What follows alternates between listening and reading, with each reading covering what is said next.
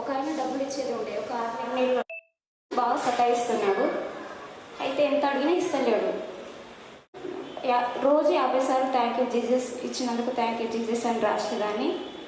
4 రోజులు అయిపోయింది. 5వ రోజు 17 సార్లు మాత్రమే రాసిన. ఆయన ఇంటికి వచ్చి డబ్బులు ఇచ్చిపోయింది. అలాగే ఇంకొక ఆయన కూడా బాగా సతాయిస్తున్నాడు. చాలా దాదాపుగా 4-6 నెలల నుంచి ఆయన కూడా సతాయిస్తున్నాడు. ఆయన 13 రోజులు శుద్ధించాను. 13 రోజుల తర్వాత ఆయన కూడా డబ్బులు ఇచ్చిండు. దేవునికి స్తోత్రము.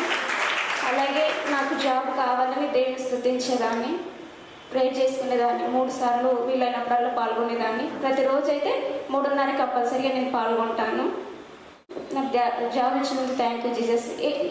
ఏ జాబ్ అని కూడా నాకు క్లారిటీగా లేదు, కానీ నువ్వు జాబ్ ఇచ్చినందుకు థ్యాంక్ యూ జీసస్ అని స్తుతించేదాన్ని.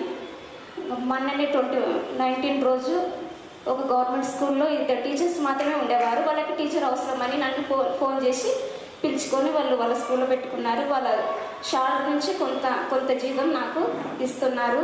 కానీ మాది దరూర్ మండలం. అంతమందిలో చాలా నాకన్నా బాగా క్లెవర్ స్టూడెంట్స్ ఉన్నారు, కానీ వాళ్ళు నాకు మాత్రమే ఫోన్ చేసి నన్ను పిలుచుకొని వాళ్ళ స్కూల్లో పెట్టుకున్నారు. దేవుడి స్తోత్రం. కానీ మన సమస్యలను కామెంట్ రూపంలో పెట్టొద్దు, స్తుతులు మాత్రమే చెల్లించాలని బ్రదర్ చెప్పినప్పుడు నేను ఆ విధంగానే థ్యాంక్ యూ జీసస్ అని కామెంట్లో రాసినాకనే నాకు ఇప్పుడు జాబ్ వచ్చింది. దేవునికి స్తోత్రం చేస్తుంది. దేవుడి చిన్న వాక్యాన్ని దీవించుకుంటాం. హల్లెలూయా.